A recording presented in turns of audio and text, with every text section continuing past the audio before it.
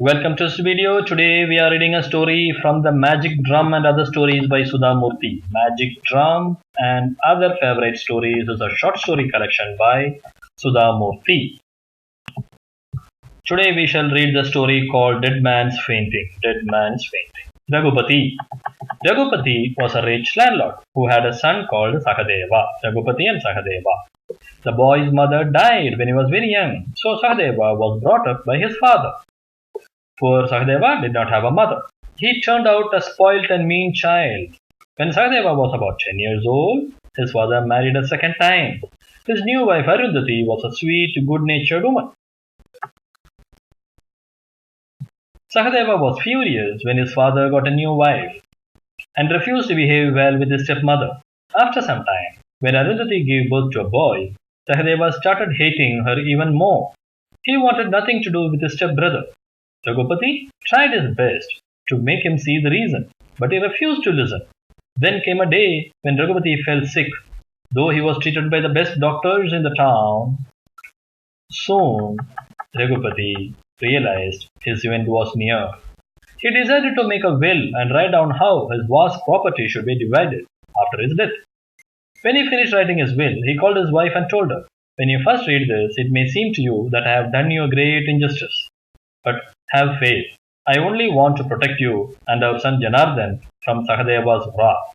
Then he gave her a beautifully framed painting of his own face, done by one of the best artists of the kingdom, and told her, "When our son Janardhan is 18 years old, take this to the king's minister Krishnakant. He will see that justice is done to you. Take it to the king's minister Krishnakant. Son is Janardhan, other son is Sakadeva." Arundhati was puzzled. "Do you know Krishnakant?" she asked. "No," replied her husband, "but I have learned a lot about his wisdom. He will know how to help you." After a few days after this conversation, Raghupati died. Sakadeva could not wait for the rituals to be over, so he could read the will. The day came when the will was finally opened and read out. In it, Raghupati had left his large mansion and surrounding fertile fields to Sakadeva. To Arundhati and Janardhan, he had left only a ramshackle outhouse and some dry scrubland surrounding it. Sakadeva was thrilled when he heard this.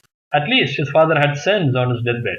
Happily, he moved into the big house, and poor Arundhati and her young son went to live in the outhouse that was there, a broken down little hut.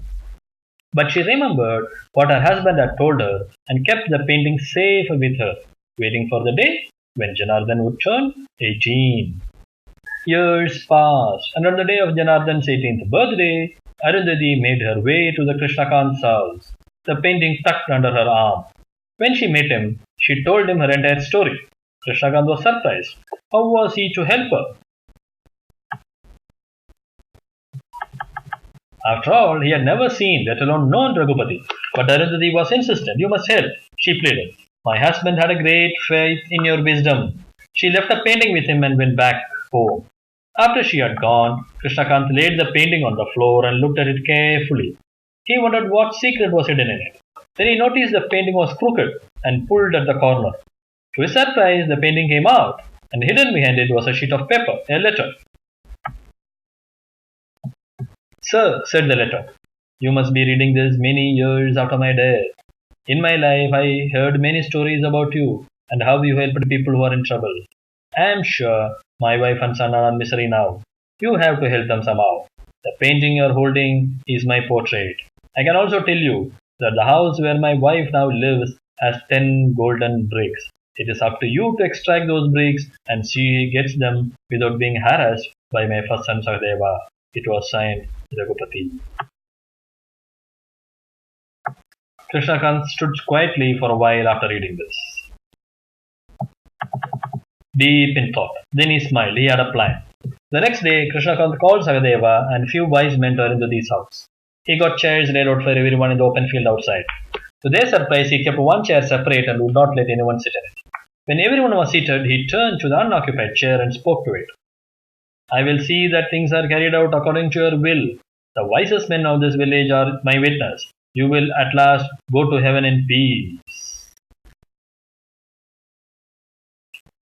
Krishnakant was speaking to the empty chair.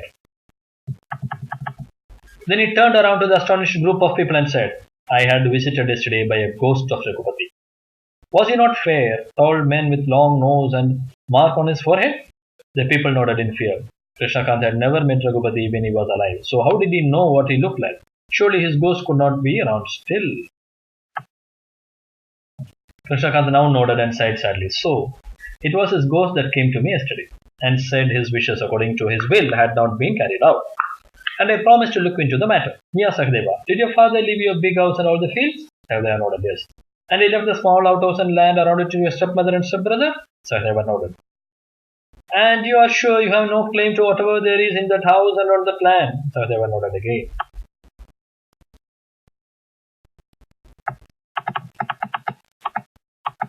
Krishnakant now turned to Arundhati and said, Your husband's ghost wanted me to tell you that he wishes the house to be destroyed.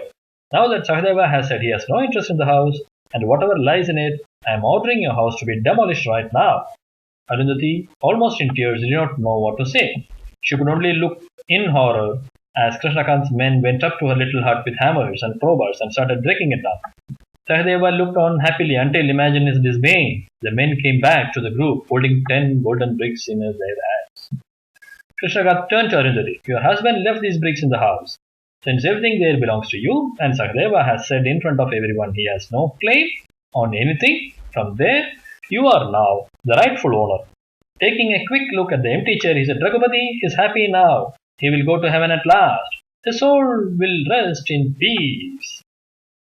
With a twirl of his moustache, Krishnakant marched off, leaving behind an amazed Arundhati, now rich beyond her dreams, and a furious Sahadeva, who had been outwitted at last, all thanks to the painting of a dead man. This is a story of the painting of a dead man.